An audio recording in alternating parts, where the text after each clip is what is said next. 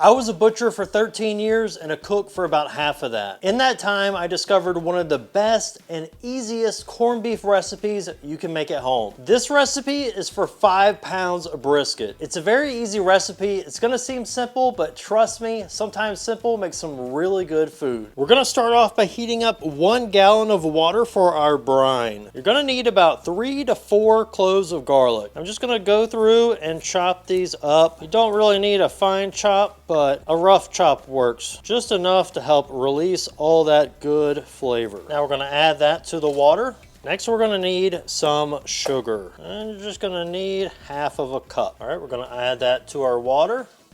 Next, we're gonna add some kosher salt. I like to use the coarse one. You can also add 1 ounce of pink salt, and basically what that will do is cure the meat. You could then vacuum seal it, put it in the fridge. It will last in there probably for about a month or so, and then you could slice it up for sandwiches or whatever. In this recipe, I'm not gonna use it just because I'm gonna cook this for a Thanksgiving meal. You're gonna need 2 cups kosher salt. Next, we're gonna take some pickling spice, and we're gonna add 2 tablespoons. And this has got all kinds of stuff in here, like whole coriander, whole mustard seed, whole dill seed, cracked bay leaves, cinnamon, red chili, and whole allspice.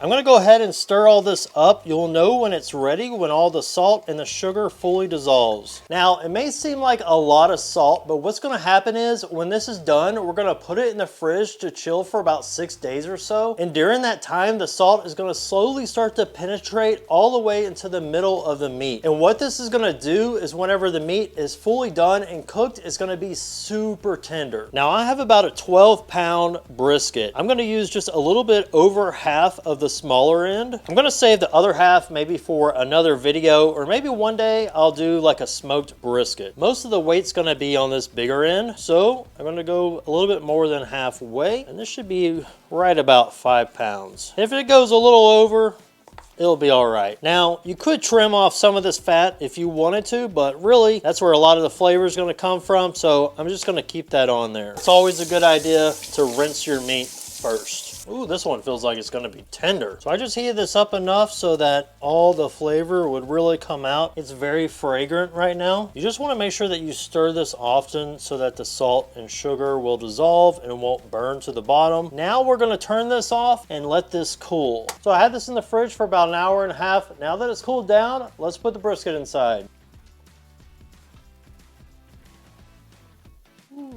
Just barely fit in there. If you have to, you can put a piece of parchment paper down and a plate on top with something heavy on there to keep it down, but I think this will be okay. Now I'm gonna put this in the fridge to brine. It's gonna take about 6 days, and then we're gonna pull it out and I'll show you how to cook it. All right, it's now been 6 days, and we're gonna go ahead and pull this out of the brine. You can see how this looks a lot more darker color now. That means it has been fully cured. So we're gonna go ahead and rinse this off. Smells really good. All right, next thing you wanna do is pat this dry. Doesn't really have to be too dry because we're gonna put this in some water to cook here in a minute. This is just gonna help to remove some of that excess salt. All right, I'm gonna go ahead and dump this out. I have a garbage disposal thing, so I can just dump it right in the sink. But if you don't have a garbage disposal, you'll probably want to strain all that stuff. All right, so put some water in a pot, and you just want enough water in there to cover the brisket by about 1 inch or 2. All right, now you're gonna add 2 tablespoons of pickling spice.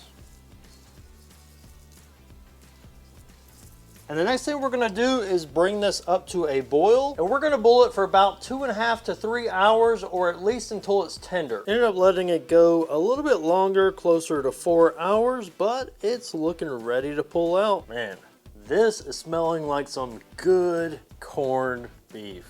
Wow. All right, I like to use tongs to take this out. Hopefully it doesn't fall apart. Ooh, it's tender. Very, very tender. Oh. Oh, look at that. That looks awesome. Nice and juicy. Let's cut a piece off and try it. Very tender. Oh wow, look at that. Cut off another good piece. Wow, look how juicy that looks.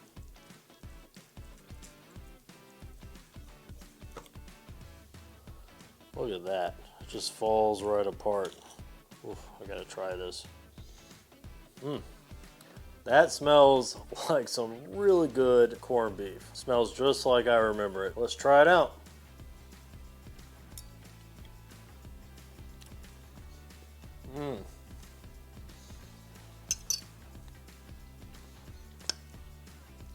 I wish y'all could try this. Man, it's so good.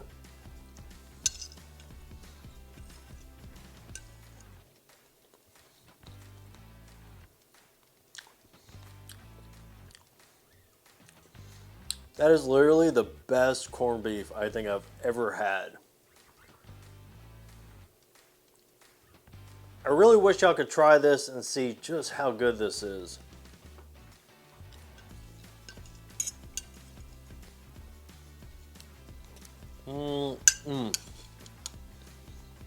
Very good. All right, so it's officially the next day. Got a little late last night, and I was a little too tired to film, but this corned beef came out absolutely amazing. Super rich in flavor, really tender. And look at that corned beef. That looks absolutely amazing.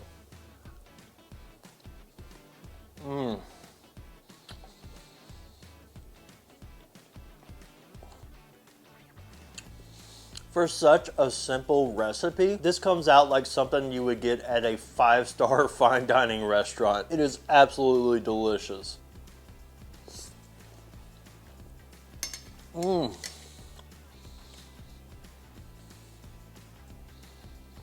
That has got to be some of the best corned beef I've ever cooked. Holy moly. I'll probably save about half of this for a future video, like corned beef hash or a really good sandwich. So if you'd like to catch one of those videos or one of my future videos, make sure to like, subscribe, and hit that notification bell.